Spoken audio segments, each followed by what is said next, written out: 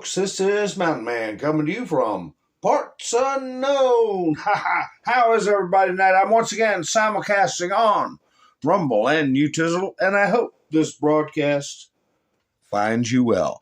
So I am better late than never. I'm busy. I've had my glasses on so long, I think I'm cross-eyed, but we're going to talk about a lot of stuff tonight.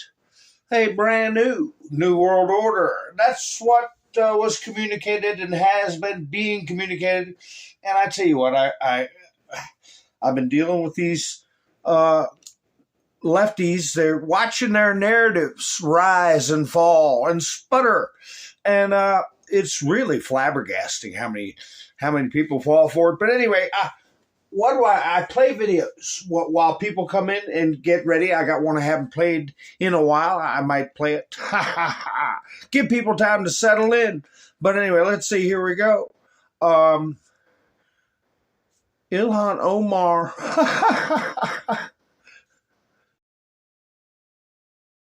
As you see on the screen, Franklin doesn't understand what's going on. Omar married her brother. That's coming to a head, too. We've got judges that are balling up their judicial fists and resisting and subverting the president of the United States and the political will of the American people. Wow, we got to do something about that and these rhinos, too. But anyway, what do? I play some videos while people get settled in, get themselves a cup of coffee or a cold brouhaha or whatever is your want. And then we'll be like butter and get on roll. Obama said the same thing, but the left has a problem when Donald Trump says it. This is not controversial, folks. Do you remember a guy by the name of Barack Obama? So he was the president for 8 years, and this really wasn't that long ago. And here is what he said over the years. Listen closely to what he said about illegal versus legal immigration. Roll it. Even as we are a nation of immigrants, we're also a nation of laws. Undocumented workers broke our immigration laws, and I believe that they must be held accountable. We all agree on the need to better secure the border and to punish employers who choose to hire illegal immigrants. We are a generous and welcoming people here in the United States, but those who enter the country illegally and those who employ them disrespect the rule of law, and they are showing disregard for those who are following the law. We simply cannot allow people to pour into the United States undetected, undocumented, unchecked, and circumventing the line of people who are waiting patiently, diligently, and lawfully. Has Donald Trump called you for advice or talked to you at all? And first of all, you've given him some pretty good advice so far, if you have. Yeah. But has he called and talked to you? I would call him if I was right. No, he hasn't. You guys know what this represents? Well, I think just the college was, let's just start with the college before the storm. What storm is We have the world's great military people. I will tell you that. And we're not ready. Thank you all for coming. Thank you. What storm, Mr. President? You'll find out. But give us a hint in there. Thank you, everybody. Storm zone. Yes, sir. I'm wondering what storm is. They have unsuccessfully tried to take down the wrong person. He's absolutely going to come back with full vengeance the next time around. Now think about what 4 years of a retribution presidency might look like. Our Constitution really does give the president tremendous power to destroy. This will be something we could never have imagined. Now the gloves are off. Some of Trump's close political allies told him they are working on figuring out the identities of the FBI and DOJ staff and forming lists. I will direct a completely overhauled DOJ to investigate every radical DA and AG in America for their illegal, racist enforcement of the law. The deep state is destroying our nation, but the tables must turn and we will quickly destroy the deep state. We know where the bodies are buried. There are a lot of people out there that have done some very, very evil things, very bad things, I would say treasonous things against our country. People that have done such harm to our country. I've been looking at them for a long time.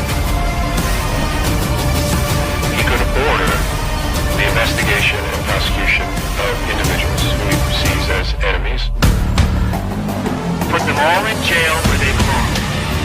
You gotta get tough and smart, and you have to fight fire with fire. You can't allow this to go on.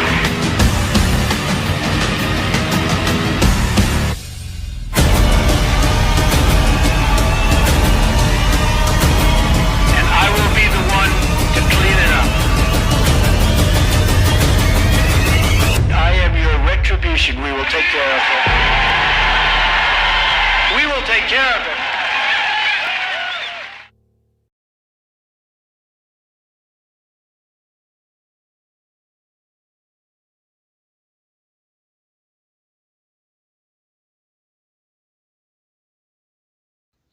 Thank you for joining me tonight, folks. I don't know why my mic didn't want to cut on, but it's cut on now.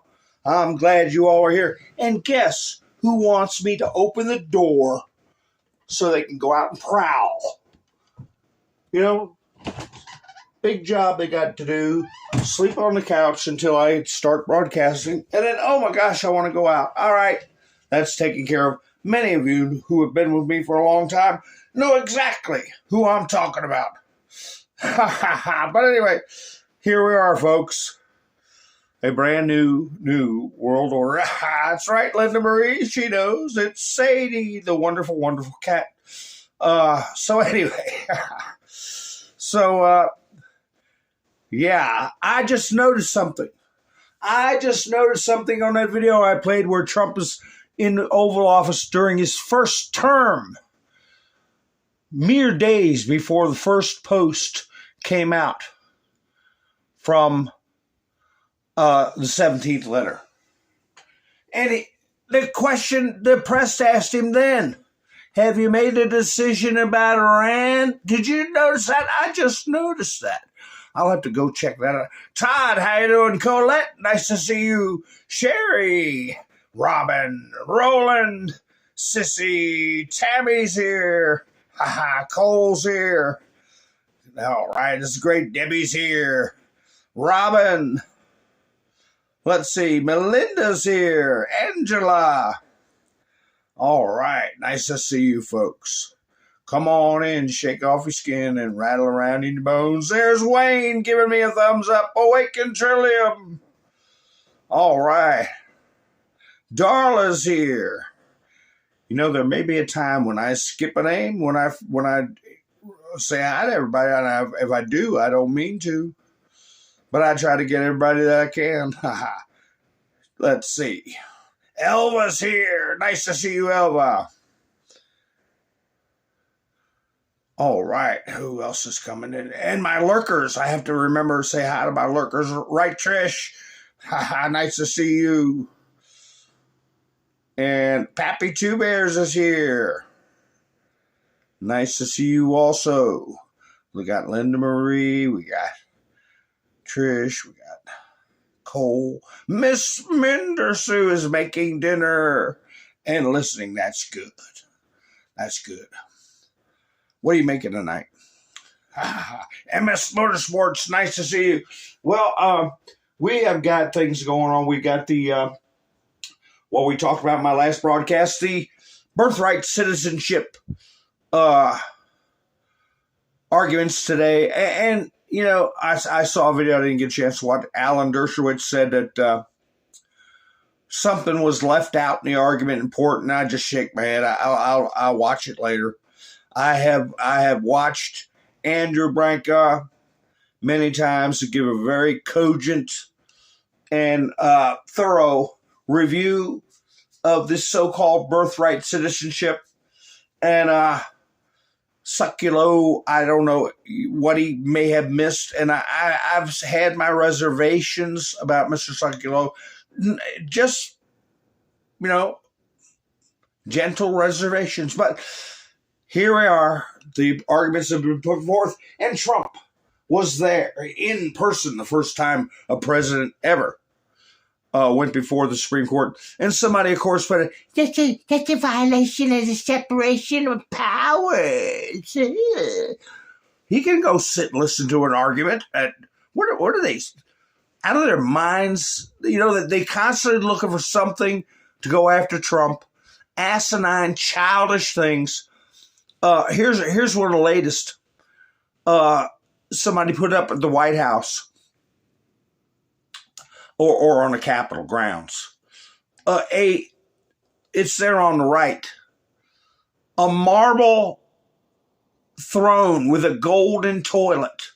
They're all going up taking pictures, and it's getting on the news.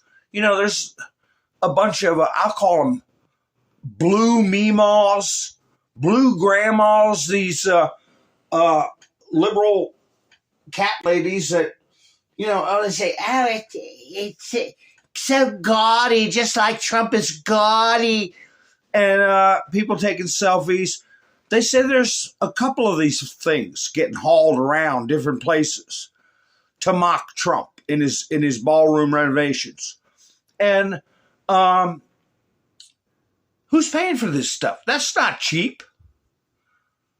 That's not cheap to create something like that. So we all know who's behind it. It's the global Marxists, but they're so childish and petty. And I guess everybody's heard that this judge, is this the one about his? Let me see. No, this is Birthright Citizenship. The judge ordering, so-called ordering, a stop to the, wait a second, to the construction on the ballroom, and all these people, yay! You know, it's about time somebody stopped Trump from breaking the law and destroying the people's house. What? It's flabbergasting how damn stupid these people are. Hi, Sue, how you doing? And Randy, nice to see you. Obama put his basketball court up and put in a second Oval Office underground. They're calling it a bunker. Trump's putting in a bunker because he knows the people are going to try to pull him out of there when he loses or he gets impeached after the midterm. They're living in another world. And I got in a back and forth. You know, it's really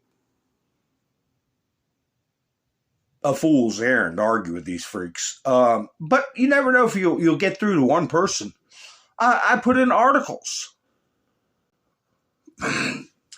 where Obama redid the East Wing with his basketball court. He put in a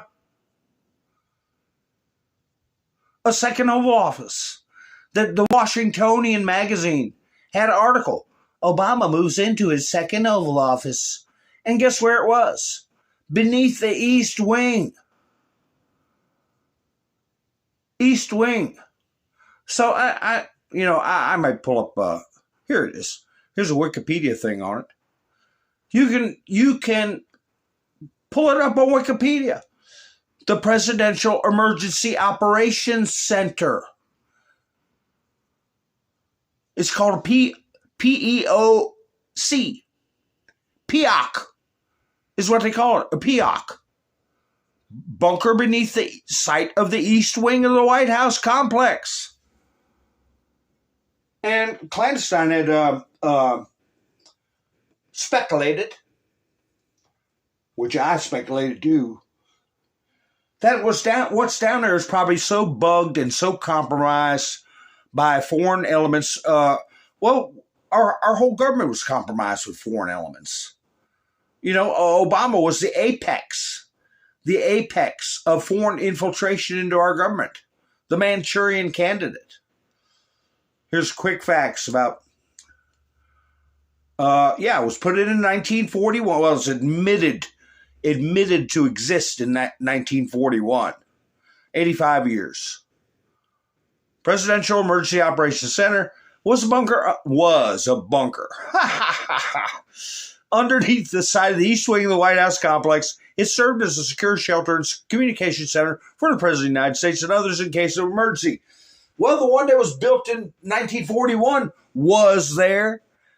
And I told everybody about Harry Truman and the White House renovations, where they gutted the whole damn building and dug down 10 stories, and it could withstand an atomic blast.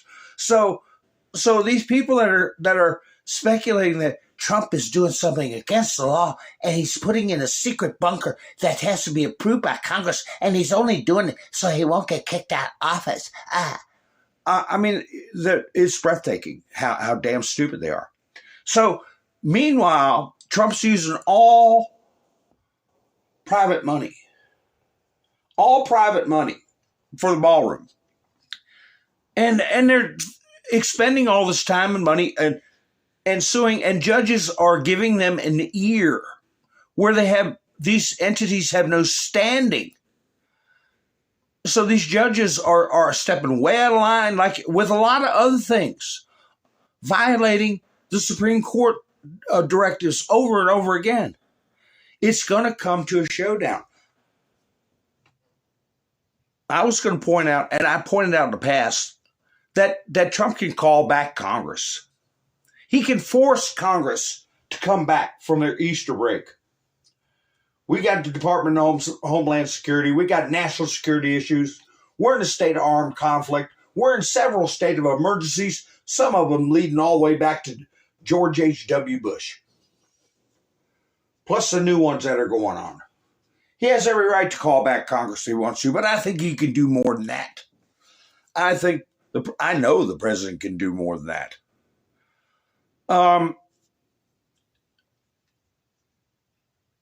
He can remove prosecutors. It's in statute. I got a copy of it. Here it is. Right here. 28 U.S. Code 541, United States Attorneys. And it tells how they're appointed and all that stuff. But see the bottom one? See? Each United States attorney is subject to removal by the president. Well, that led me to something else. You know, Trump was sitting in at the Supreme Court. The Supreme Court is the weakest branch of government, the weakest. Congress is the strongest because it holds the power of impeachment over the president. The executive is there to execute the orders of Congress, the laws, faithfully to the best of his ability, execute and enforce the laws of the country. He's taken an oath, right? Well, I'm just going to say that judges are lifetime appointments subject to their good behavior. And then it's silent on that. They're appointed, they're nominated by the president with the advice and consent of Congress. Okay? Ain't nothing in there says anything about they have to be impeached. Doesn't say it takes 60 votes instead of 51. None of that is addressed. It just says they can be appointed by the president for life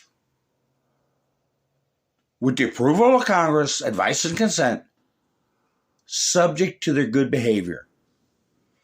Well, if I was responsible for how this nation was functioning, and I was the chief law enforcement officer and the commander-in-chief of the U.S. military, and I had a sworn oath to protect and defend the Constitution. I don't know why the hell they're starting to say, we will protect and support it. I'll support you. That's a lot different than I'll defend you. But anyway, there ain't nothing in there that says he can't remove a judge for bad behavior. And in my way of thinking, that goes all the way to the Supreme Court. And if Congress don't like it, Congress can impeach Trump. I think Trump could do a bill of particulars or an indictment to show bad behavior and remove a judge and appoint a substitute that can be approved with the advice and consent of the Senate. How about that? There ain't no law against it. Let's play their little game. They keep doing outrageous things. Oh, a kindergarten teacher can let their kids go out and play with dog poop. No, they can't. There ain't no law against it. You know what I'm talking about. I'm talking about this transgender stuff. But anyway, so things are going to happen. We have to be patient. And I know I've said that and said that and said that. But hey, the video I played at the beginning. What storm, Mr. President? You'll find out. The next questions. Have you made a decision about Iran? That was almost 10 years ago. And here is the actions being taken concerning Iran. So I will admit that in that little corner of my mind that we all have, as most of the people in the chats have gone through the expectations, the edge of the chair. When are arrests going to happen? When are we going to take our country back? When is the military going to be the only way? We've all been through that for damn near 10 flipping years. I still had that in my corner of my mind.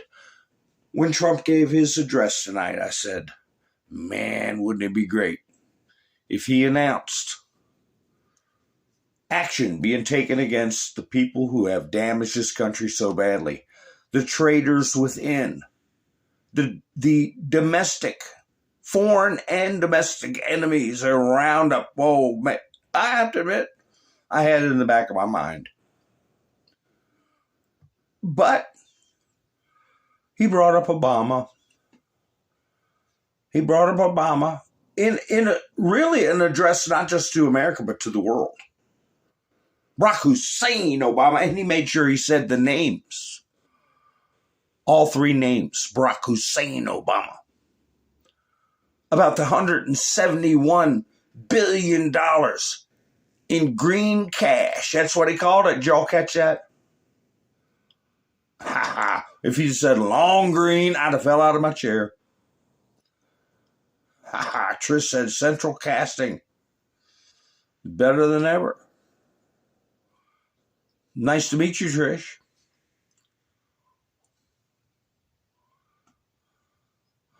His speech was 17 minutes. I see. That's interesting. Nice to see you. How you doing? I'm just checking to see who all's coming to chats. So anyway, he did lay it out plump and plain. Plump and plain. We have been powdering Europe's rear end for 80 flipping years. And it's over. Keir Starmer puts out this tough talk. Iran cannot be allowed to control the state of Hormuz. And then he looks over at Trump like, you got to do something about it. Well, Trump laid it out. We don't need nothing out of there. We're doing this for you. And now it's your turn to step up. Find your courage. Find your courage and do something about it. And he's reminding not only Americans, but the world. How did Iran get to this situation where they have this much power, where they have this much technology, cash to aid the Houthis and Hezbollah, and who the hell knows else? What else? He's putting out Obama's pedigree.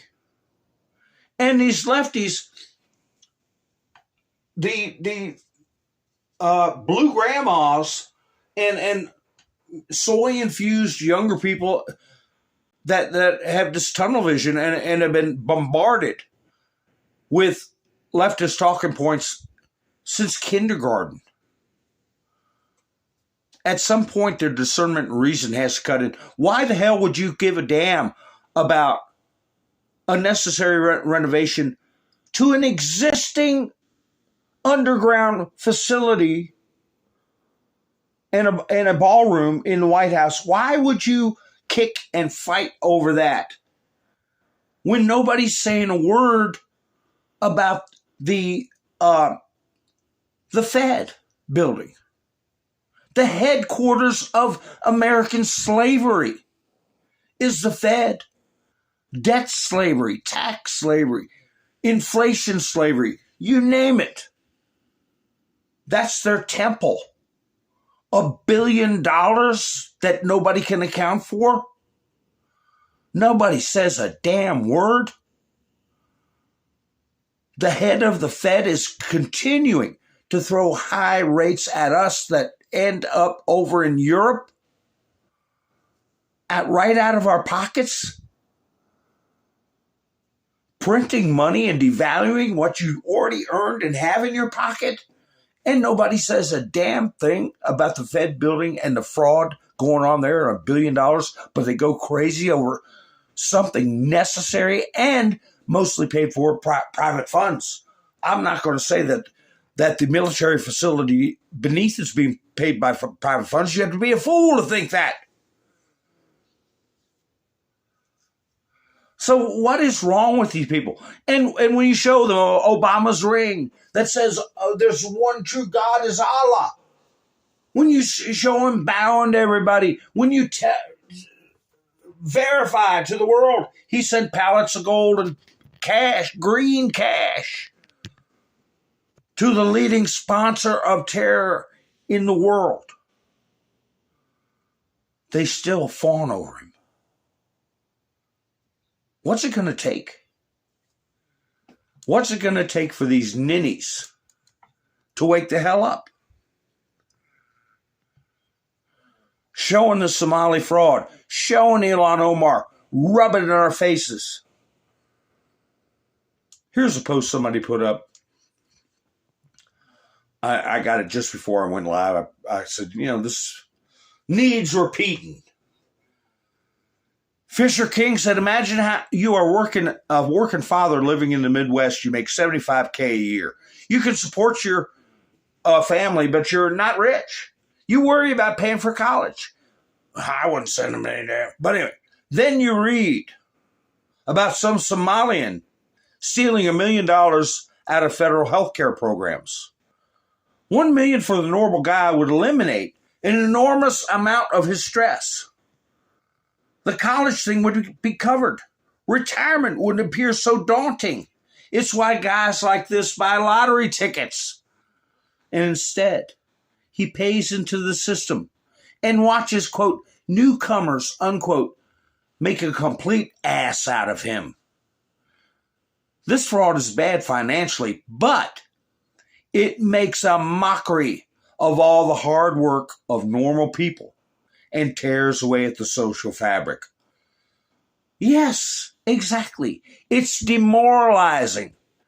Anybody that's paid any attention to wars in the past, morale is everything. Well, an army marches on its stomach, but if you demoralize your enemy, you have got a big advantage. Way more of an advantage than surprise. And that's what they've been doing. Eating our lunch and popping our bag in the face, so we got to sit there and smile. Sit there and smile. And if you don't, you get vilified. You have these bots. You have this international slander campaign.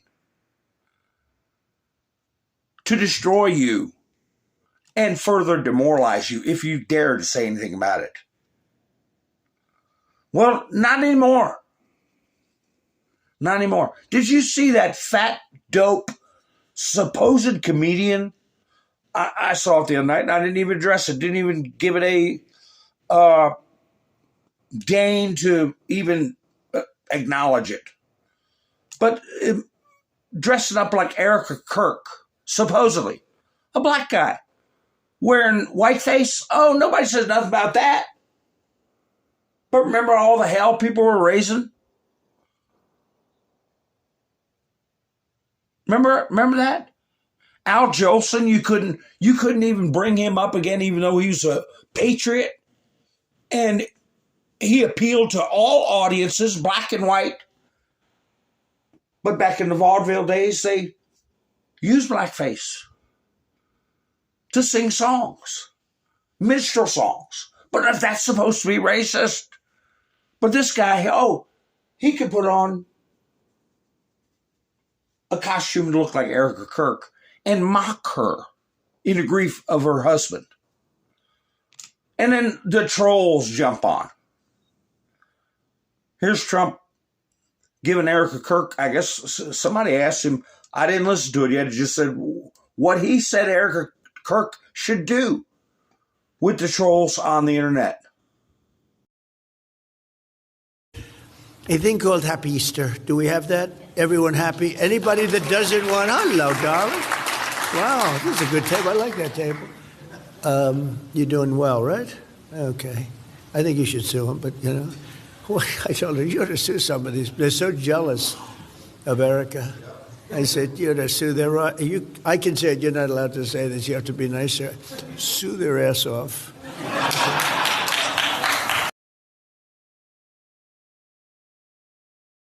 Sue their ass off. That's what they understand. That's what they understand. Speaking of suing somebody's ass off, look what Occupy Democrats put up. Demon rats.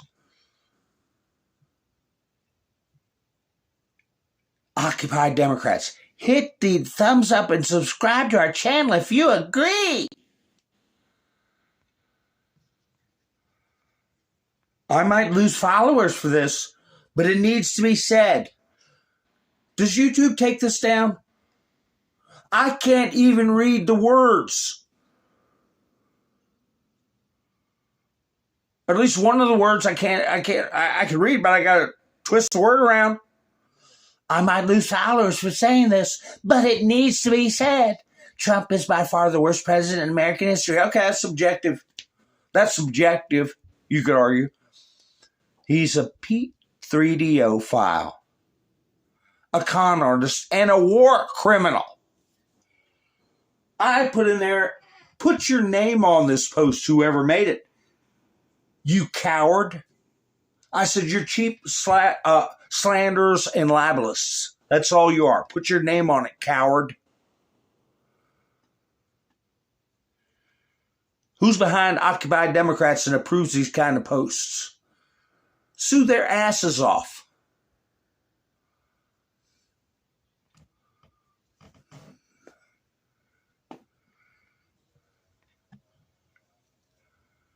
This is the mentality you're dealing with. This guy, I guess he's from the UK. Better watch out. What he posts, he might get arrested if he hurts somebody's itty-bitty feelings. But he's doing a play on words, and she's too stupid to catch it. The Strait of Hormuz. He's saying, well, they wouldn't, they should have to worry about the gays of Hormuz, right? Instead of just the straits. It's supposed to be a joke. Listen to how this nitwit, who probably has a $75,000 to $100,000 college degree, that they want us to pay, supposedly educated person. Listen to this. Isn't it a little bit homophobic that we're so focused on the Straits of Hormuz and not the gays of Hormuz? Yes, I agree. Yes, for sure. Why do you think they're willing to leave the gays of Hormuz behind? I think it's just historically, like, gays have always been very discriminated against, which is wrong on so many levels. Even in war. Yeah, even in war. It just takes more reform in government, obviously, and then also educating society. Just feel like if we're going to go in there, we can't leave the gay people behind. Right. I don't think we should go in there at all, but if we're going to, the gays of Hormuz, we could turn it into Fire Island. For sure. Yeah. Yeah, probably wanting to get a position in a government office somewhere. Make decisions about your life. Speaking of the gays of Hormuz, and the Straits too. This is a video showing there's traffic going through there.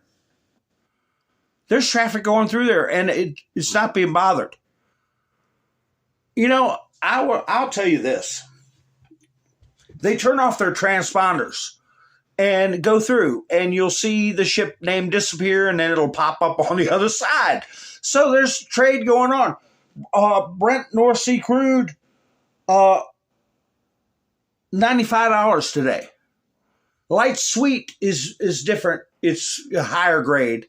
It's 100 or 99. And light North Sea crude is 95, but below 100. And it's not the end of the world. They have magazines like The Atlantic and all these other economists and all these other, it's going to hit $200 a barrel. Go SH and that's it in your hat. All right? So anyway, what did Trump say? He gave him 10 days. Remember, folks? And he said he got 20 tankers, 2 a day. Well, he's still bombing. Well, pay attention, liberal. If you can comprehend English, he said he would not bomb electricity, maybe even desalination. He's talking about their power production.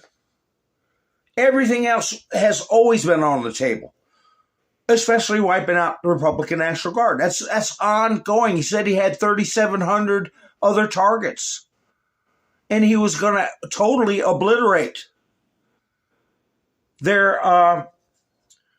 power infrastructure if they didn't open up the straits. And then he said, I'll give you 10 days to work on it. And he's still going on with the bombing of the other sites. That's reality. Here. Capital of Iran. This was posted today by a site that's not friendly to the U.S. It's relentless bombing. What did Trump say tonight? We're unstoppable. Here again. This they're showing massive airstrikes on Tehran. And a lot of stuff isn't getting out because they've taken it on the internet. There's hundreds and hundreds of massive explosions going on every day around the clock.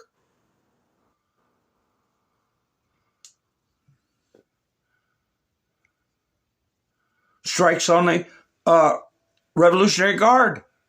Missile base south of Iranian Isfahan. Isfahan's a big one I showed you the other night. This is south of Isfahan.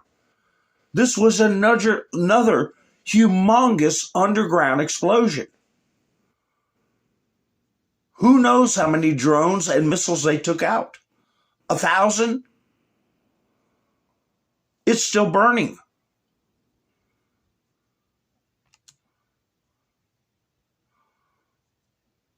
So, yeah, the A-10, they haven't started using it. But now they will. Now they are. The slow-moving A-10 Warthog. They call it the dragon in the sky. is a close air support plane that could be used to help U.S. ground forces seize territory. We doubled the number of A-10s in the Middle East and sends another 18 planes to the area. Well, because it's time to start doing some serious ground and pound. Doesn't mean we're going to have boots on the ground, but it doesn't mean we won't. We haven't even used the B-52s yet. One took off today from British Air Base loaded with bombs. Tonight is going to be, or probably already happened, air superiority. Pentagon officials say expanded control of airspace has allowed the U.S. to deploy long-range B-52 bombers over Iran.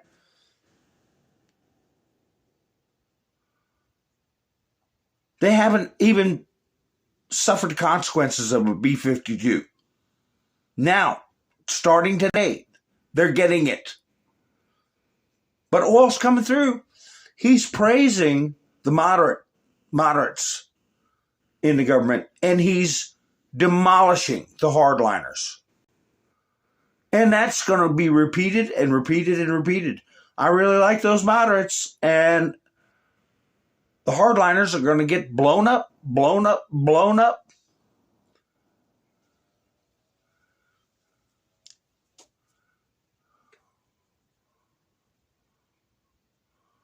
Well, you know, he's told, I don't know, if we can take Carg Island, you see it on the screen there, and control it. It all depends on what Europe does. If Europe can't get all their you-know-what in one bucket and start performing,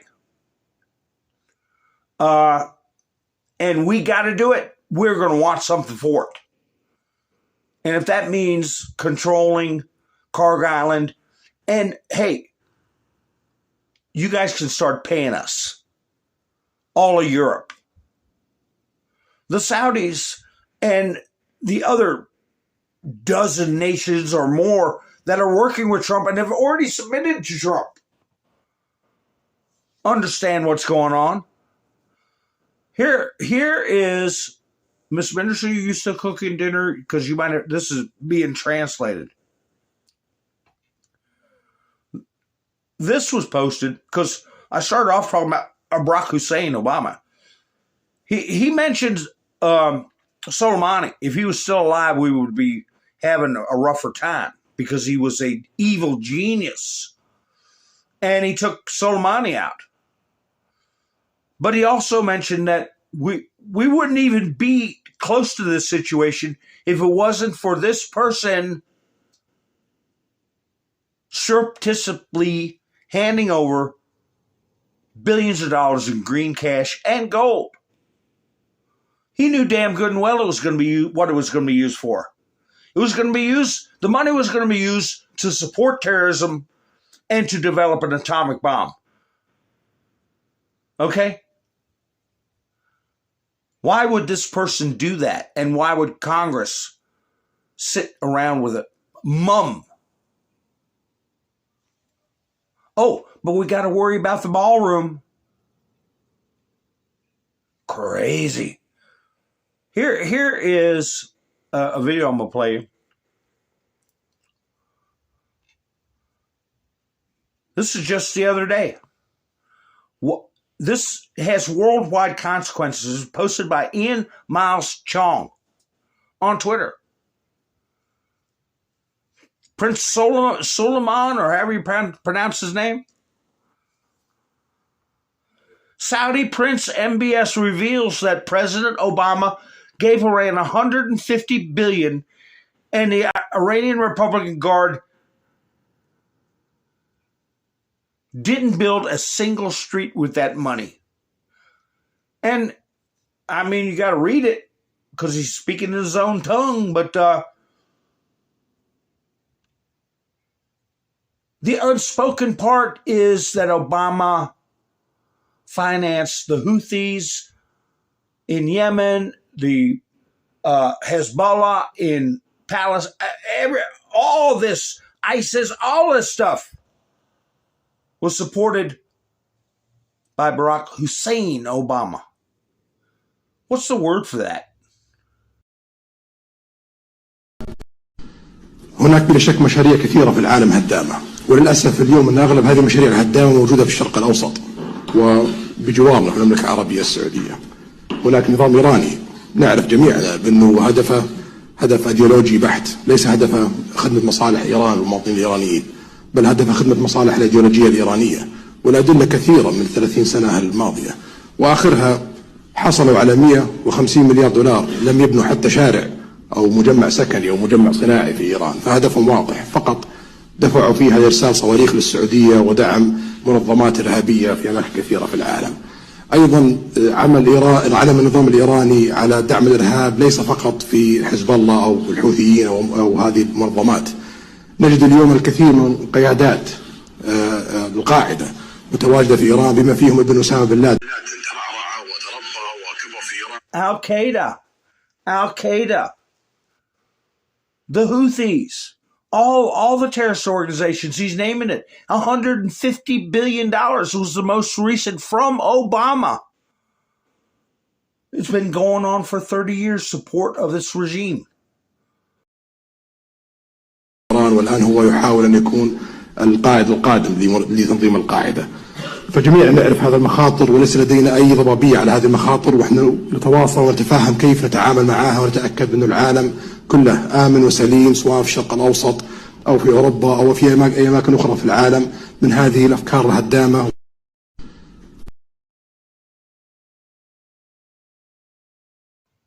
Destructive ideologies.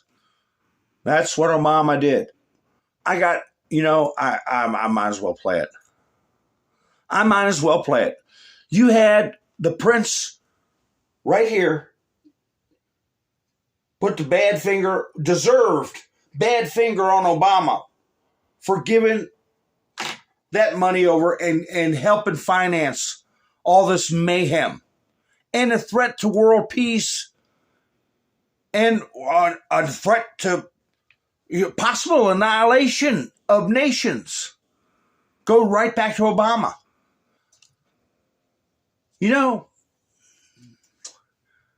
That comment from him should be put on the news. Every news station if we had real news. But no, we have fake news. Remember this? Caroline Levitt? Do you hear the gist of what she's saying? She isn't beating around the bush. She is putting the finger right on Obama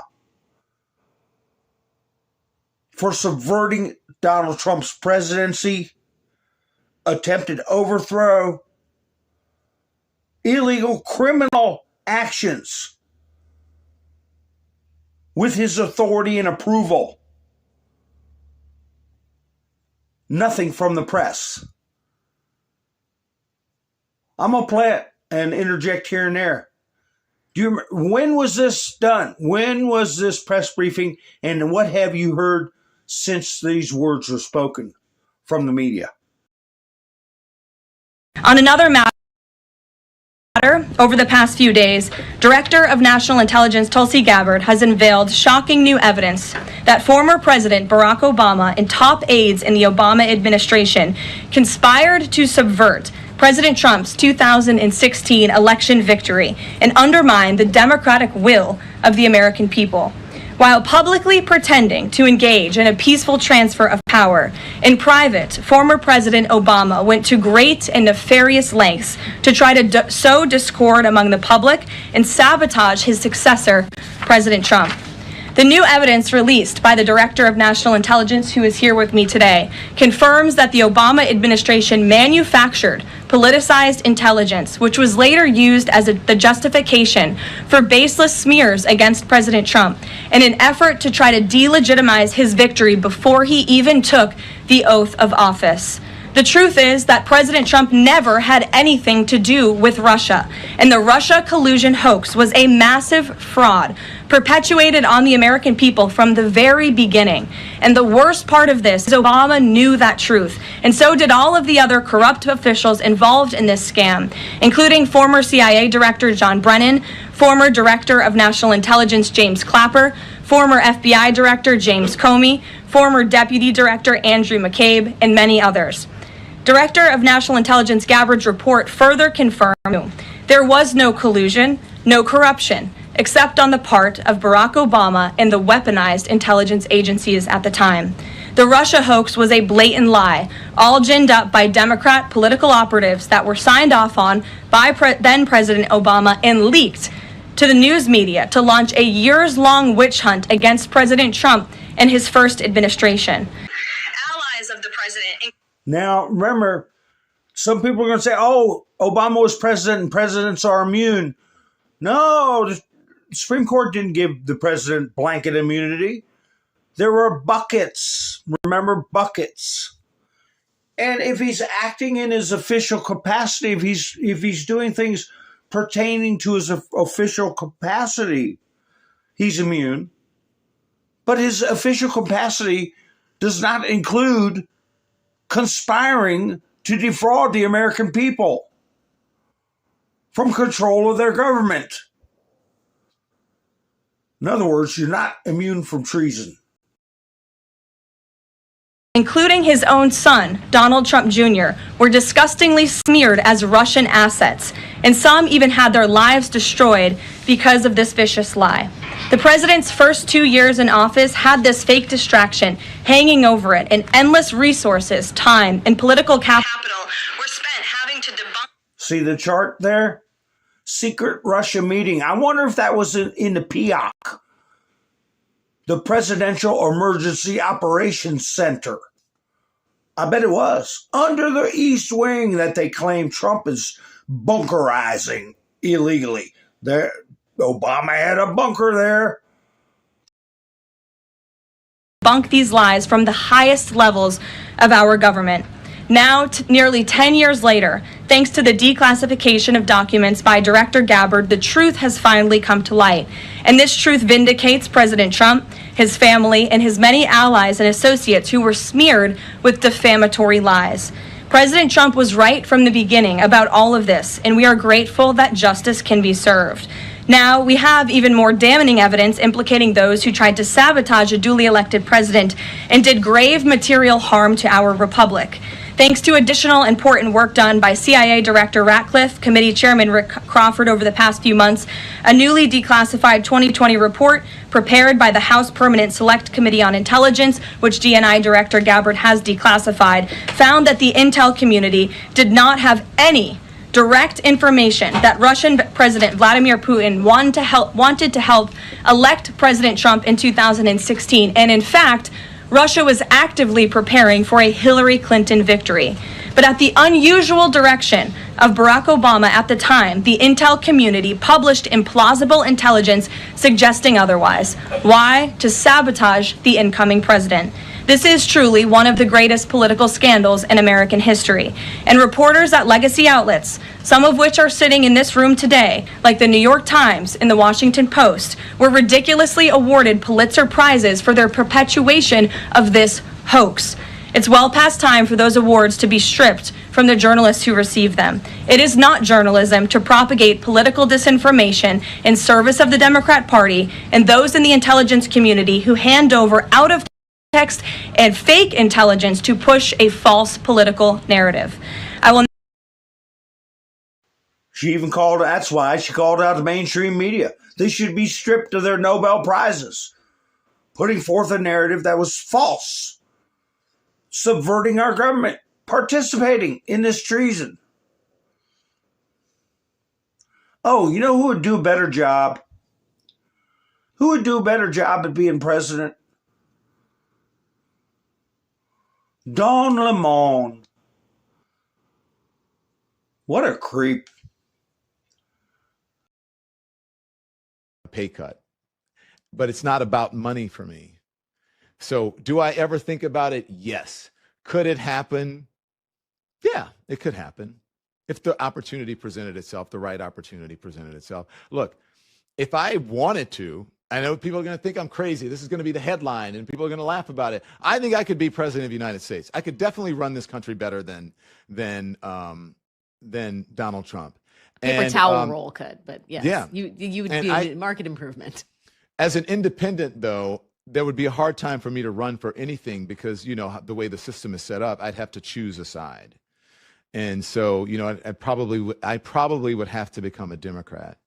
And yeah, so, you know, am I at that point now? No. And I know people are going to say Don Lemon was crazy, but yeah, look, why can't I think about running for office? Why can't I think about being president of the United States when, look at what we have. Did anybody think Barack Obama, as he says, this guy with a funny name is from a mixed background? Did anybody ever think that he would become president, that he had that aspiration? I don't have an aspiration to become president, but I do think that I could run this country a lot better than Donald Trump. You know what else I think that I could run better than most people?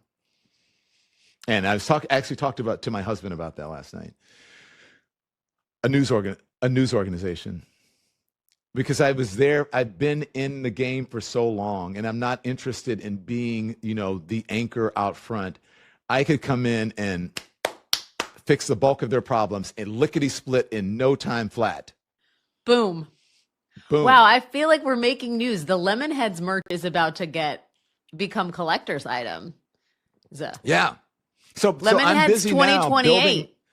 I'm building my own channel and I'm building my own network, and we'll see where that goes. But if I had to, like, if they dropped me into a news organization, I could get out of here. You and that dopey broad you got with you got no more brains than, you know. Can you believe that they're that delusional? Here's Jamie Dimon talking about the effects of the war. And Trump said he was going to go another 2 or 3 weeks or more. Okay, it all depends on what they do.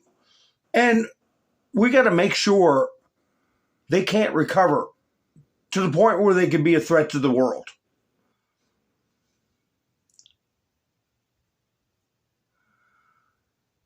Hi, Super. Nice to meet you. Listen, we've been 10 years going through all the Illuminati, the Bilderbergs, the Rosenbergensteins, and whatever group you want to talk about. We know what's going on. We're in the middle of an operation. We're trying to stay informed. Trump's changing the world. Buckle up, enjoy the ride. You know, we're not going to get any of the deep stuff. I've been through all the posts you can imagine. Welcome to the channel. Watch my old videos. But this is the new world order, okay? Replacing what was formerly known as the New World Order, which is now the Old World Order. We are replacing it. We're getting rid of the principalities that emanate from Europe, based in Brussels. And we're going to see the destruction of the Fed. We're going to see the destruction of the IRS. We're going to see the repeal of the 16th Amendment. We're going to see a lot of big changes of central banks and our monetary system. And we're going to stop powdering the rear ends of Europe and being a puppet on their strings. That's all coming to an end. And we're going to see oil drop. We're going to see gas prices drop. And here's Jamie Dimon. Now, keep in mind, this was before Trump's speech. This was before a almost $20 drop in crude prices. Here's what he's telling Brian Kilmeade. I think the market, you know, look, the markets are unpredictable, and it's hard for me to tell you exactly what, but I think they're just looking at, is there a chance something can go wrong? Now, we should all hope nothing goes wrong. We should all hope that these bad people are, you know, that we win this thing and clean up the straits, and that Iran is no longer a threat to everybody. And but there, you know, the markets will be concerned until it's over. But I think it's very important. It's much more important that this be successfully completed than what the market does. And that sounds like what the UAE and Saudi Arabia and the Gulf states are saying. finish this off the right way. They see the urgency here. Yeah. Do you? Yes. I mean, I hear some people say, they weren't an imminent threat. A threat means I'm threatening you, that I might do something bad. These people have been doing something bad for 47 years. They've been killing people. They've been killing Americans. They funded that terrible Hamas thing. Several Americans were killed on October 7th. And so they've had proxy wars. They've been threatening people. I think people are surprised to find out that they had a ballistic missile and go 3,000 miles. These are bad people, and they needed to be stopped. And hi, Sparky. How you doing? Yeah, Jamie Dimon's got it right. The oil's really not the big problem. It's the evil empire that has to be defanged. Okay, how do you trap a dangerous? How do you trap a dangerous animal? They're dangerous. They're mad dogs, and the oil is secondary. The Saudis are already doing pipelines to bypass the Strait of Hormuz, which should have been happening many years ago. But hey, better late than never. There's other ways to get oil. Take it out on Israel's side. Go west, young man. There's other ways to get instead of that Strait of Hormuz, and they're going to lose their opportunity at wealth if they make the Strait of Hormuz obsolete by their lunacy. Hi, Chet. How you doing? Mountain, how you doing? I don't know. I've never heard of him before, but he's welcome here. Or I forgot the name already. New guy. Super duper, I'll call him. But anyway, yeah, he's welcome here. We've been doing this for 10 years, I will be getting back and forth with liberal loonies. And then I realize if they're 22 years old arguing with me about what's happening, they were 10 years old when I knew it was game on against the deep state, game on against the principalities, game on against the New World Order. 10 years ago, I knew this is it. And that 22-year-old was 12.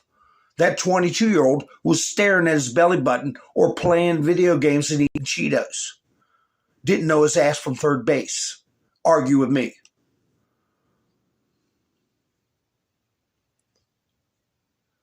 Yeah, it's not a fossil fuel. It's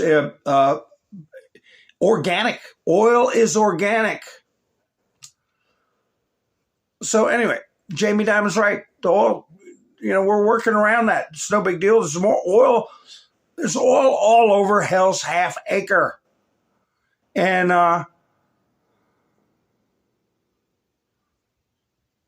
it is the threat to humanity that ideology poses. I'm going to give you a little hint. When was no goggling? No goggling. And this is a question for everybody. And anybody who thinks they're a galaxy brain, no goggling, just from what you can pull out of your gourd, your kidneys. I'm poking the side of my head. Use your kidneys. When was the country of Iran named Iran? When did it officially get the name Iran? And while you're cogitating on that, I'm going to play some videos of Trump as he signs executive orders and addresses issues of the day. This was prior to his address, of course. I thought he was going to do it sitting at his desk, but he did it standing at a podium. And he looked hale and hearty, and he looked up very upbeat, don't you think? But here's these executive orders. Massive cheating that's gone on. And so we're going to be signing an executive order. It's, I believe it's foolproof.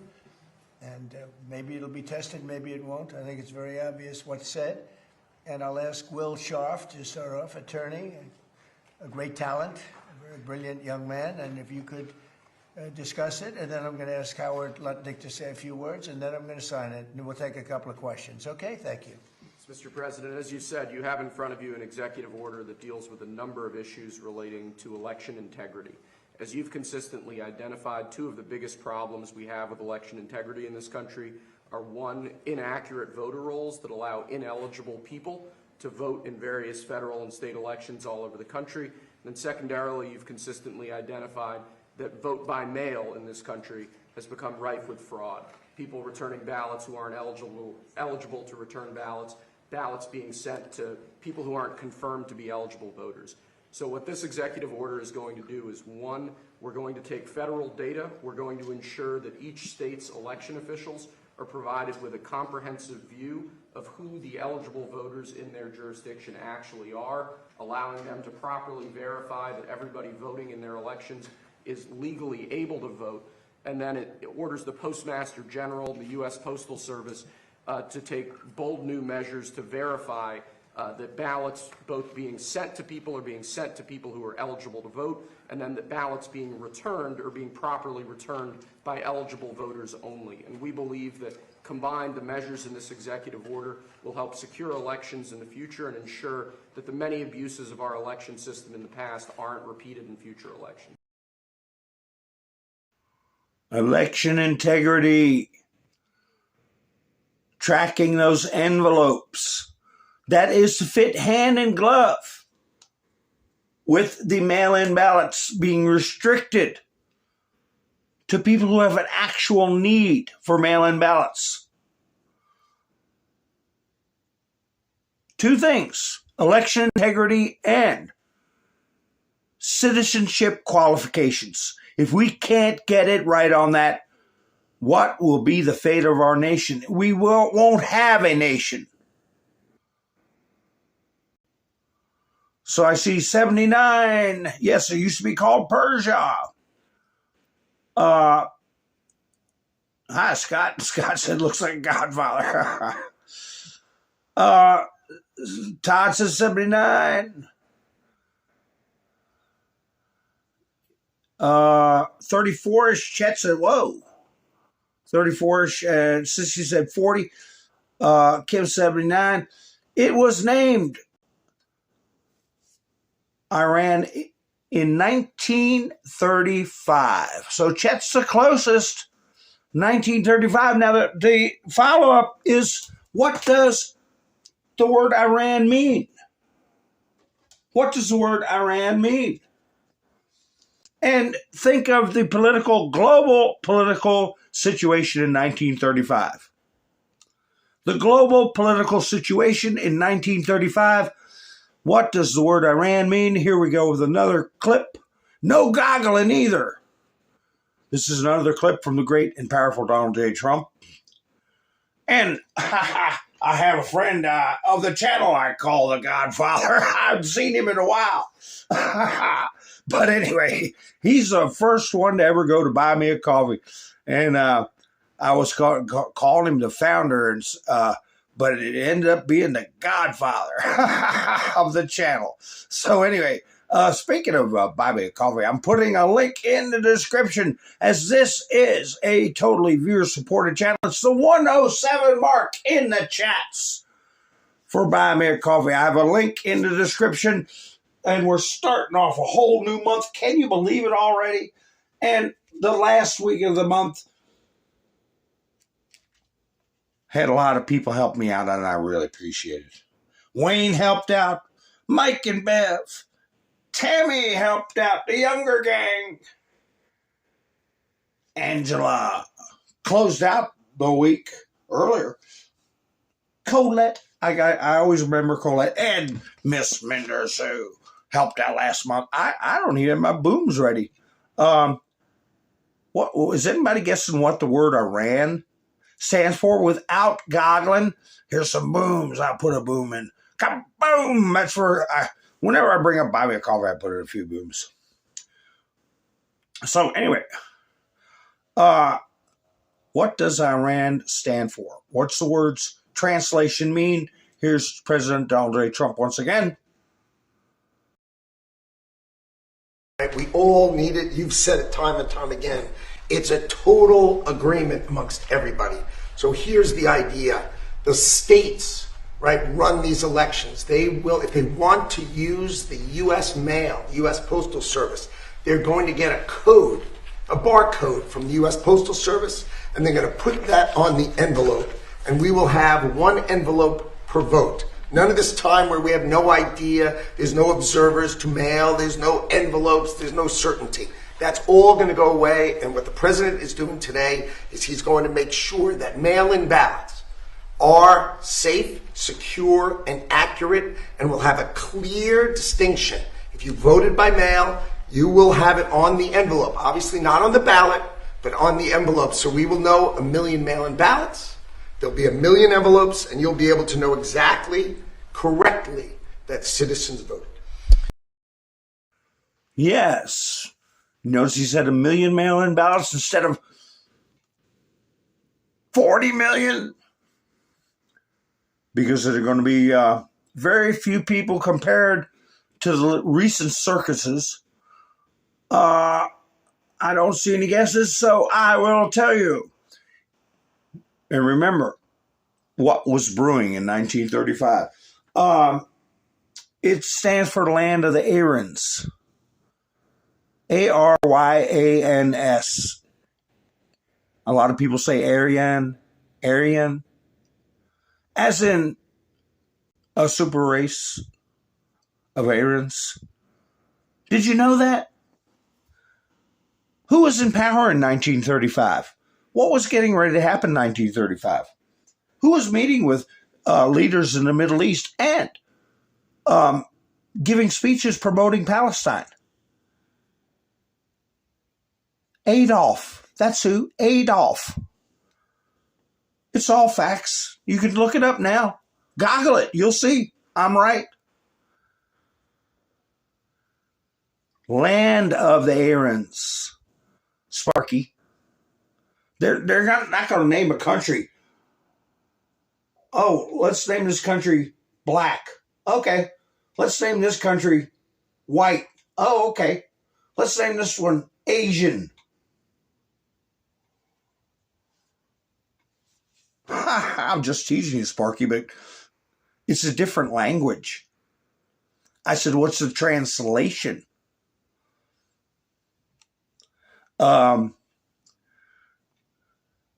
Yeah, like in the Quran, the Gabriel, the angel Gabriel is Jibril.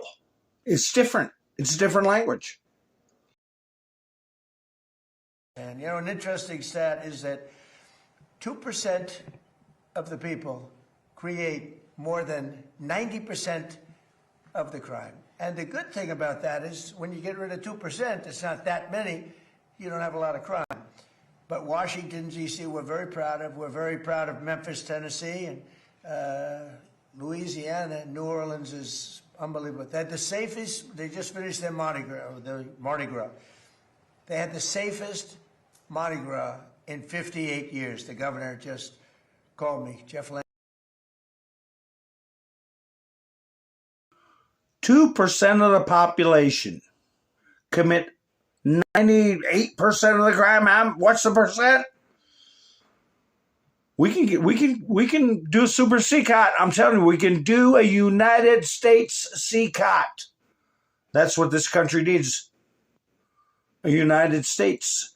Or a couple of them. And I humbly suggested that we put them in Greenland. Super prisons for these repeat offenders and people that like to make everybody else's lives miserable. Here's Donald Trump again. And this came up with some great legal minds. They looked at the various documents and everything that was going on because the cheating on mail-in voting is legendary. It's horrible what's going on. And it's very clearly covered, very, very clearly. So I think this will help a lot with elections. We'd like to have voter ID. We'd like to have proof of citizenship, and that'll be another subject for another time. We're working on that. You would think it would be easy. It's a 98% issue for Republicans. It's 86%. The thing just came out, a poll. and it's 86% with Republicans and Democrats, not leaders, because the leaders of the Democrats cheat.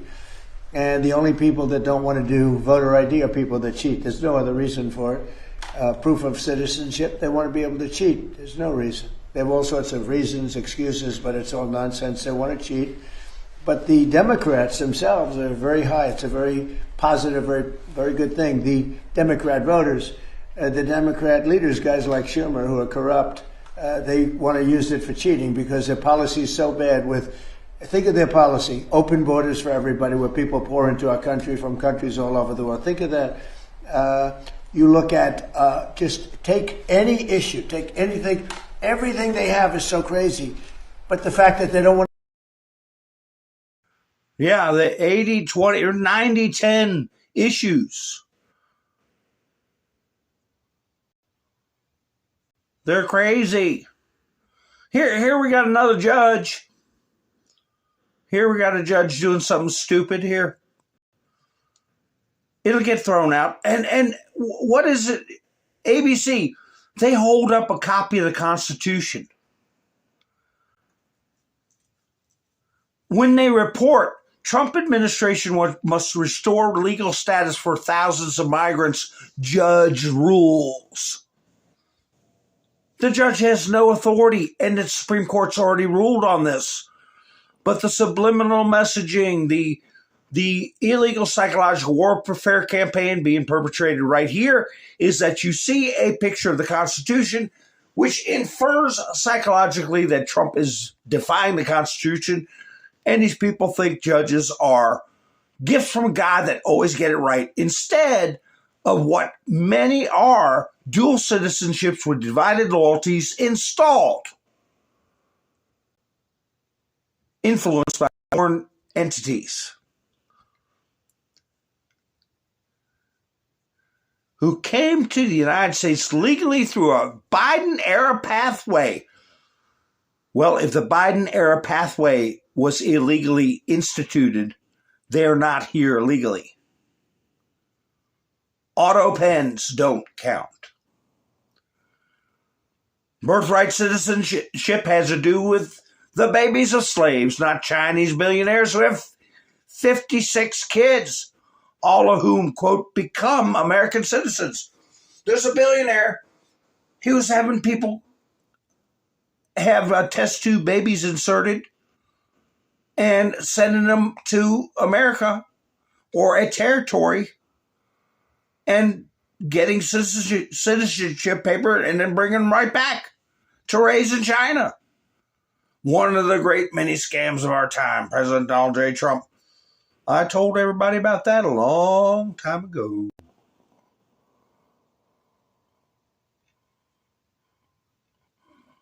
Oh, what is Commie News Network doing? Get a load of this. This is what I'm hoping for arrests over this.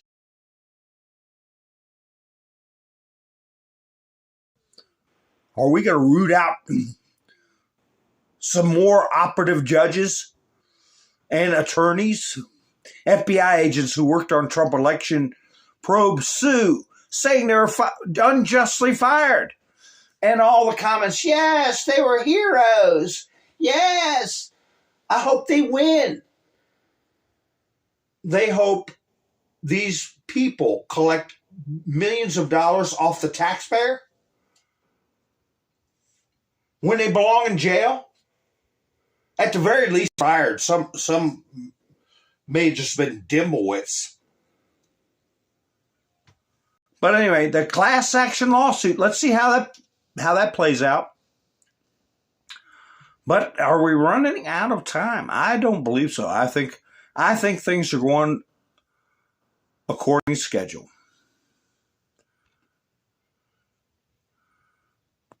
USA Today, another rag. A federal judge issued an order. They always started off with a federal judge. Like that's who runs the damn country. Whatever any dopey federal judge says, we all got to march to that beat. That's why we have appeals courts. That's why we have the Supreme Court. And in my mind, that's why we have the fail-safe, which is the chief law enforcement officer, who I believe has purview and power as the chief law enforcement officer to remove crooked judges on bad behavior and replace them with the advice and consent of the Senate, just like the Constitution says. No work can proceed, quote, absent express authorization from Congress. Richard J. Leon. And, you know, if you say anything, they say, oh, judges are being attacked. Again, this is the same cadre of judges who throw out grand jury evidence and referrals and testimony about what happened to the $1 billion for the Fed building. But here he is taking immediate action to stop something the military wants, something that's done over decades by other presidents and nobody bats an eye. And this group doesn't even have, who is this group? A nonprofit group called the National Trust for Preservation. They're not even official. They just call themselves. Just like the Fed calls themselves the Fed. They're not anything federal, except they gave themselves a name. A federation. You and I could start a federation. We could make Wapa Chappas, and we could call it Federated Wapa Chappa Company. Oh, it's federated. Oh my gosh, they must have some control. Yeah, got to use our Whopper Choppers, the Federated Whopper Choppers.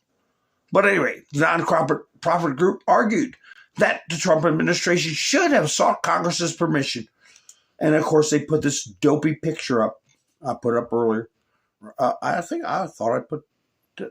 No, I didn't. Judge Brock Trump's $400 million White House plan for now. No, they don't put in there that there's no taxpayer money. They just put $400 million. Scum of the earth. Scum of the earth. That judge needs to be removed. It's that simple. We no second chances. You show who you are, that's who you are.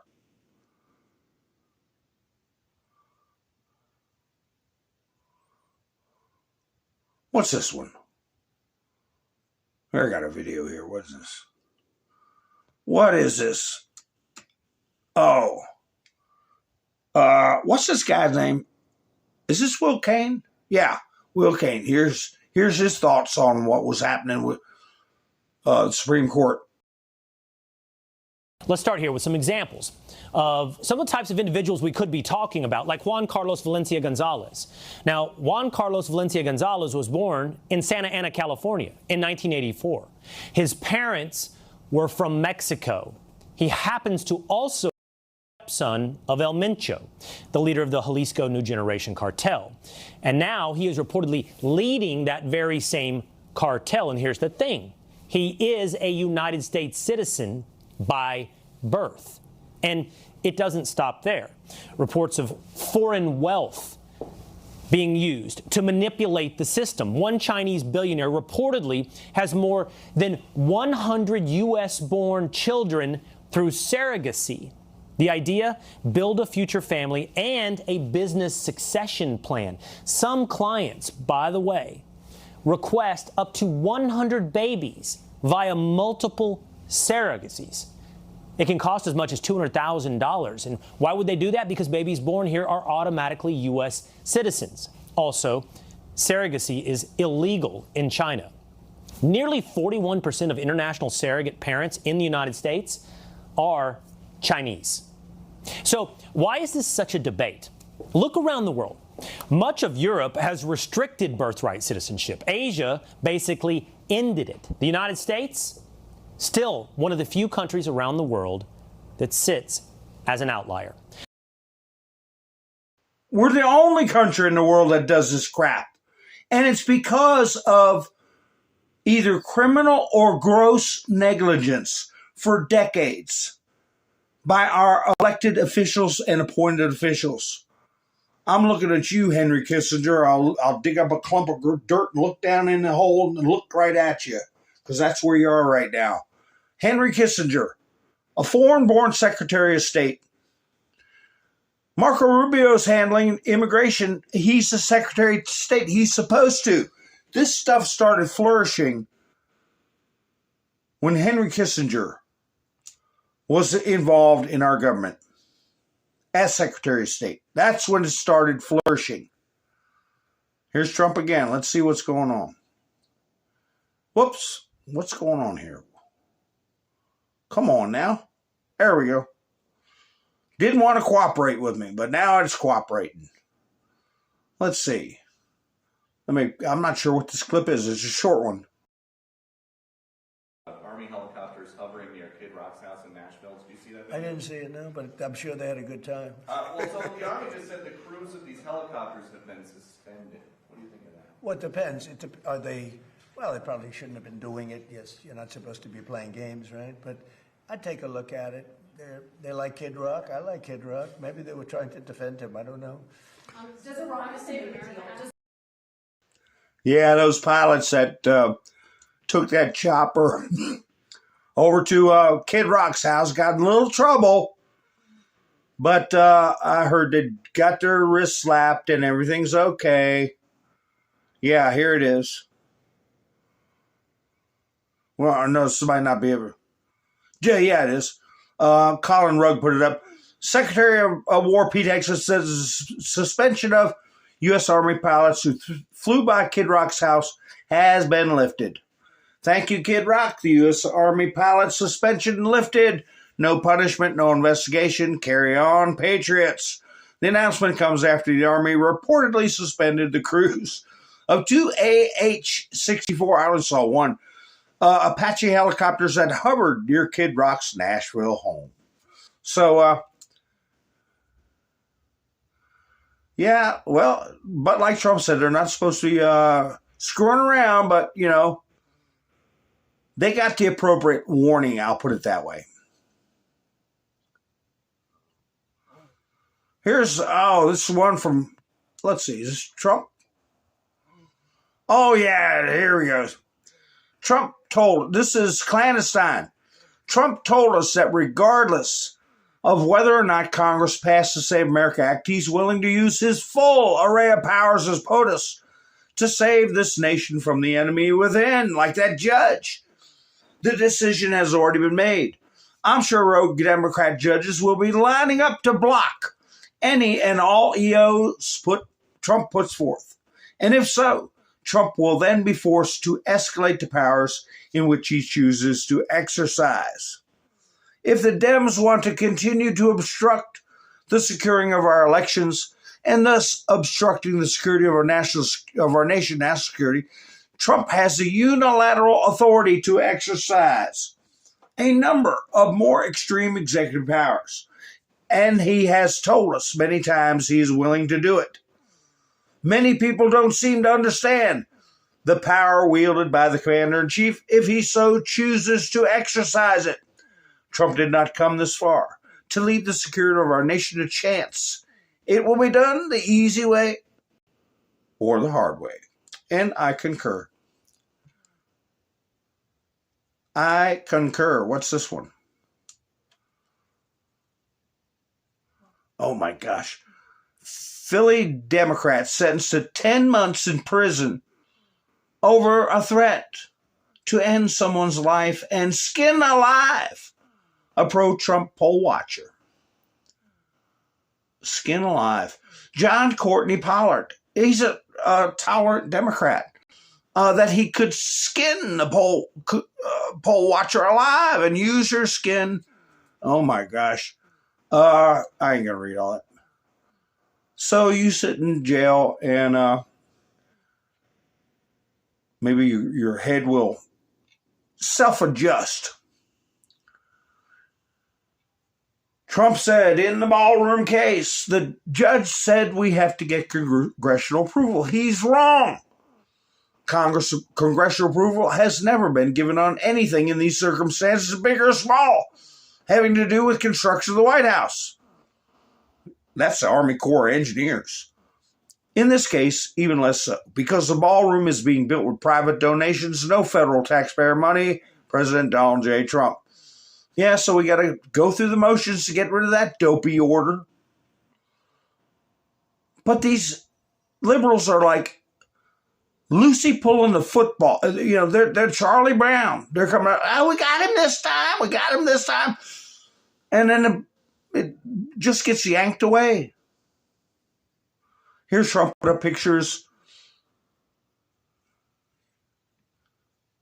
Maybe that's why the judge doesn't want it. It kind of looks like Supreme Court building on one side. And here's some other angles of it that's looking on it straight on. There we go. Nice portico. Look at that. Yeah. And what's underneath there? Big military. On top, it's going to have bulletproof glass, probably a bomb-proof roof. Who knows? Here we got another. Alert, alert from Fox News. That's how they put them on. What's the big alert, Fox News? Let me see. I don't even know what the story's about. Let me see. I need a production assistant. Let me see. Breaking moments ago from the High Court. Uh-oh. The Supreme Court live. I think this is when Trump was heading to the hearing. The case we're watching, the Supreme Court ruling against a Colorado law banning so-called conversion therapy for LGBTQ children. Shannon Bream watching this and getting the ruling now. What was decided? Good morning to you, Shannon. Hey, Bill, good to see you. So a therapist out there in Colorado challenged this law when it was passed, saying, I need to be able to counsel clients for whatever services they're seeking. So the court looked at this, finally decided 8-1 in her favor, striking down that law in Colorado. I want to read you part of what they said. They said it's censoring speech based on viewpoint. Specific things. It says the First Amendment stands as a shield against any effort to enforce orthodoxy in thought or speech in this country. It goes on to say, even if you have good intentions in this law, if you suppress speech based on a particular viewpoint, it just can't stand up. I mean, 8-1. There was only one dissenter here. It was Justice Jackson. She has said that this ruling is potentially catastrophic. She says the majority finds at bottom that Colorado likely cannot legislate to protect the children of its state if by doing so it happens to keep state licensed healthcare providers from saying what they want to minors. She goes on to say it will ultimately risk grave harm to Americans. You should be able to regulate the speech of somebody who's providing minors. The majority of the court.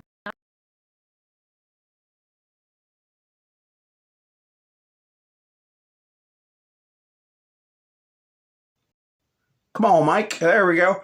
Yeah, take a look at that building. It looks like that picture I put up of the one side of the ballroom. But anyway, providing care to minors. See, now that's bad behavior by Ketanji Brown Jackson. Behaving in an inverted way, okay? With little children, all right? Being a heretic and a hedonist, that's bad behavior. You should be removed. And another person appointed with the advice and consent of the Senate. We're tired of you. You're dangerous. And people said, oh, well, this ruling, it could go the other way. It's free speech. If you want to do conversion therapy to tell a child, listen, you think you're a girl when in a boy's body. That's wrong. That's free speech. Well, how can we stop them from saying, listen, you are a girl in a boy's body, or vice versa? Don't they have free speech too? Free speech has limits. In this case, I would consider that to be lewd and lascivious behavior with a child, discussing their genitalia, their desires they don't even have yet, describing adult activities to them. You belong in jail. You're not a doctor. You're not a therapist. You're a pre-avert, okay? It's called lewd and lascivious behavior. Speech. You can't do that with underage children, even if they're your own, much less someone else's. That's how you take care of that. So anyway.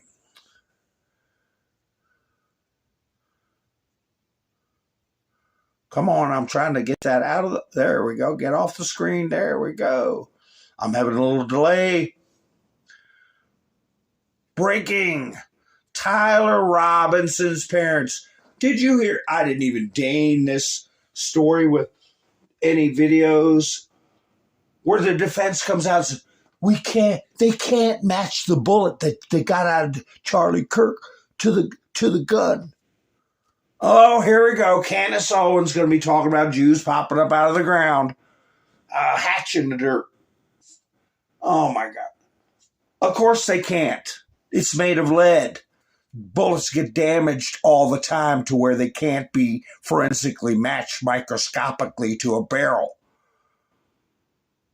For 200 years, we convicted people without microscopic evidence or DNA or any of the other advanced forensics we have now. And if no if to it, the bullet hit bone, hard bone. I speculated on the scapula, which is Latin for plate, a bone the size of a dinner plate in your back. You got two of them, one on each side. And it distorts the bullet. It fractured the bullet. They only have fragments. They don't even have the whole thing. Oh, but it doesn't match the barrel. The mafia used 22s. I won't get into detail. But the reason they did, when they put one in somebody's gourd, was that the bullet got so distorted, they could never forensically match it to a gun. So you could keep your gun. You didn't have to go get a new one because it couldn't be traced to it. That's why they use 22s when they whack somebody. But anyway, so I didn't get into that story. It's just infuriating. Tyler Robinson's parents identified him to law enforcement and now, according to new court records, will be testifying for the prosecution in this case. And then we get to this mural of Irina.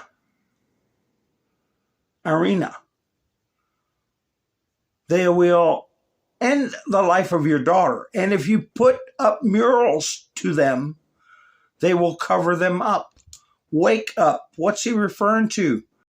Somebody,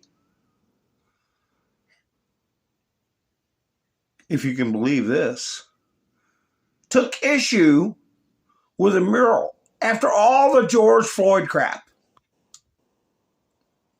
Here he is. They painted it over.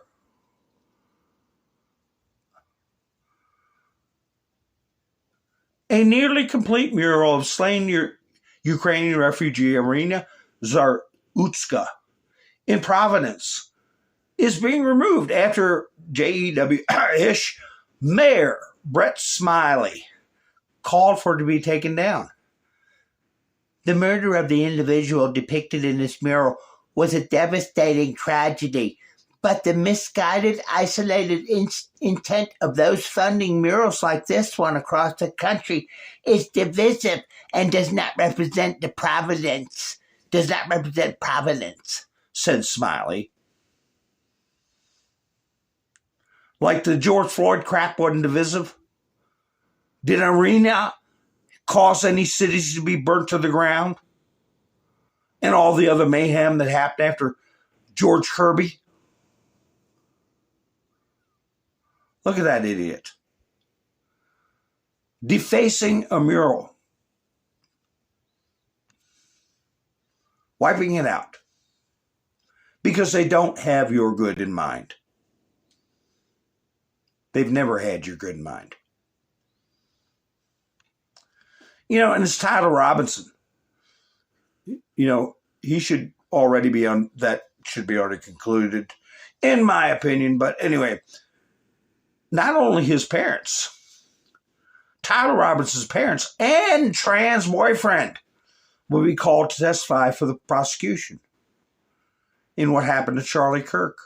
Discovery in this case is incomplete, voluminous, and the processing it is very complex.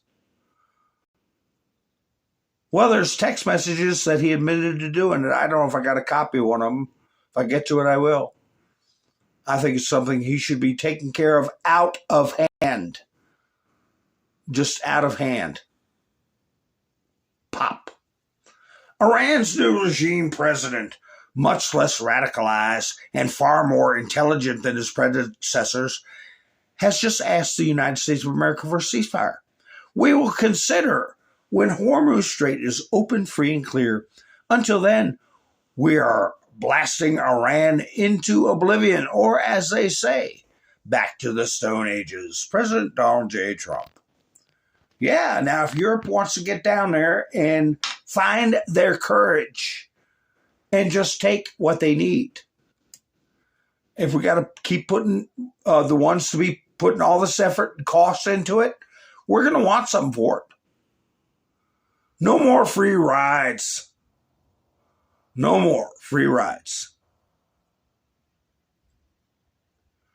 Oh, another Fox alert, alert, news alert. Wait a minute, what is it? Here we go. Alert, alert. Oh, Supreme Court again? Wait a minute, let me see. Breaking news. Yeah, let's see what it is. Yeah, Supreme Court. Oh, this is Trump leaving for the Supreme Court. Yeah. President Trump about to leave the White House. He just got into the motorcade there, the Beast, and he will be going up, I think it's about a mile, maybe not even that much, up from 1600 Pennsylvania Avenue up to the Supreme Court. He will be the first president in history to sit and listen to an oral argument. This is about birthright citizenship. On day one of his second term, he signed an executive order that said, this is no more. And it's been going up through the courts, and now today the oral argument will be heard starting at 10 o'clock. This has never happened before.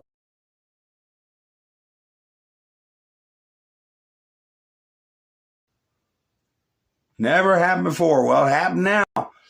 He was probably staring holes through them. Like Amy Coney Barrett. Don't you go into this, I feel sorry for people. I'm that kind of a person that I feel sorry for people. And don't do that, Amy. I'm telling you, don't do it. You know, this happened in, again, this red dawn or red twilight, whatever they call it. Did y'all see this? Did y'all hear about this? Guess where this is? Guess where? It's not Australia. Last week, or a couple of days, 3 or 4 days ago, I put up Australia. It happened again. How you doing, Mac? It happened again. Guess where it is, folks? And why it happened.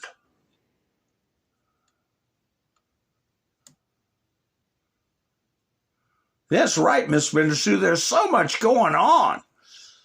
I don't broadcast for a night, and there's 50 things that happen. Just remember, Trump and his staff got it coming from every way you can imagine over the most petty crap you can imagine. Trying to frustrate him, putting up the ballroom, everything. And then a bunch of nitwits out there with some kind of fake golden toilet. Sparky don't know. Sissy said Spain. Well, let's see. I will show you. It happened. A red sky in Crete due to a strong dust storm. Well, it's close to getting there. Close to Spain. Yeah. So anyway, it's little videos I could have, but it's just red. Everything's red. from a dust storm. So I guess that's what caused the one in Australia too. You know, Trump gave his address right after the rocket launch for Artemis. I'll get to that in a minute. I don't know about this Mars business, but we shall see. What is this video about? Let's listen. Here's where just a little dose of they are imported and they stay there for like Henry Kissinger till he's damn 100 years old. I think it's nefarious, not stupidity. But anyway, here we go. Subject to any foreign power is pretty straightforward. So let me give you these examples. A boy is born here to an Iranian father who has entered the country illegally. That boy is automatically an Iranian national at birth, and he has a duty to provide military service to the Iranian government. Is he not subject to any foreign power? Not within the meaning of the 1866 Act, Justice Alito. And that's clear from Wong Kim Ark, and it's clear from the debates. What the framers meant by the phrase not subject to any foreign power was referring to the ambassador exception.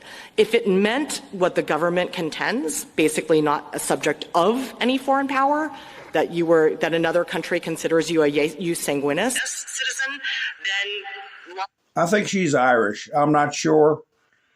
But she's telling us why an Iranian terrorist has a baby here, why that baby shouldn't be a citizen. Why would you stop that child from being a U.S. citizen? You meanie. Ha ha ha. What a twit. lawful permanent residents, all foreign nationals. Well, ordinary public meaning of that would certainly encompass that boy, would it not?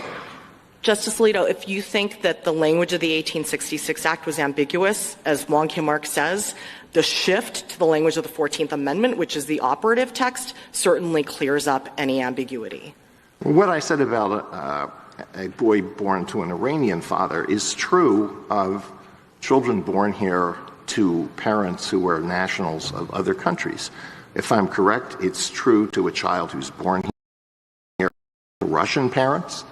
It's true to a child who's born here to Mexican parents. They're automatically citizens or nationals of those countries and have a duty of military service. It sure seems like that makes them subject to a foreign power. But again, Justice Alito, that would have meant that the children of Irish, Italian, and other immigrants, which Wong Kim Ark refers to and the debate the framers refer to, would not have been citizens either. Because if the only test is whether that U.S.-born child is considered a citizen by another country under their jus sanguinis laws, then no foreign nationals' children would be in all of those cases, the parents could be naturalized, and then the children would be derivative.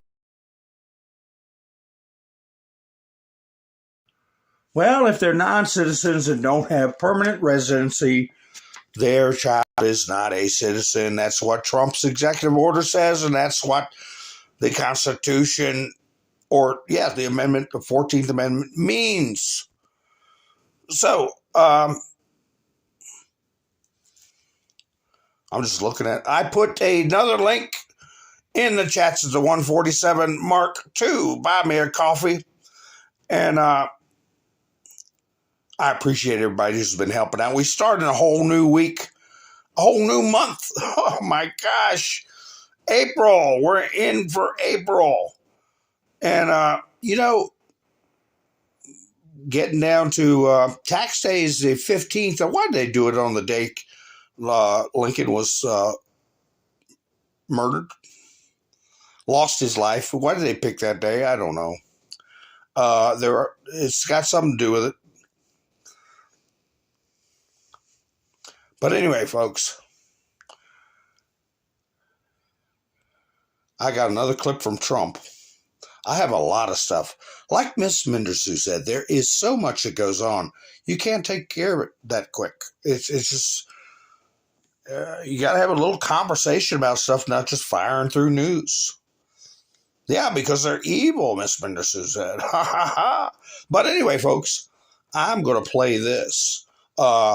Remember when I said I thought Trump gave the 10 days? Of course, a part of his rationale for withholding severe military action. And somebody asked Carolyn Levitt at the press conference, isn't it a war crime to go after power and stuff that civilians use? Isn't he committing a war crime? What an idiot. Listen, when you go to war, look up the history of what happened to Dresden, okay? Okay? How we wiped out Dresden. And people can make it without power, all right? People, the desalination plants might be an issue. That's why Trump said I might do the desalination plants. But anyway, of course it's not a war crime. It's part of war. So anyway, I thought that Trump was timing his break for the holidays, okay? Mutually shared religious periods. And we'll see how it goes. When is the 10 days up? I'm not even sure. It'll be right after Easter, I believe. I'll have to check when the 10 days are up. But anyway, folks, I'm going to play this message from Donald J. Trump to the world. Oh, yeah, thank you, Cole. I think he does pretty good on his own. Hi, Scott, how you doing? Anyway, I'm going to go ahead and play this message from Trump to the world. And I want to thank you all for spending your precious time with me. I should be going live tomorrow night. If you're subscribed, you'll know when I go live. But anyway, I hope you enjoy this message from Trump. I look forward to seeing you all very soon. This is Mountain Man. Over and out. To our wonderful Jewish American community and to Jews celebrating in Israel and around the world this week, I want to wish you a very happy Passover. Over 3,000 years, the God of Abraham, Isaac, and Jacob delivered the ancient Israelites out of slavery and brought them into the promised land. It was an amazing period of time, just like today we have an amazing period of time. The journey started with faith in God's word, and it ended with a miraculous march through the Red Sea and an astounding exodus out of Egypt. The world has never been the same.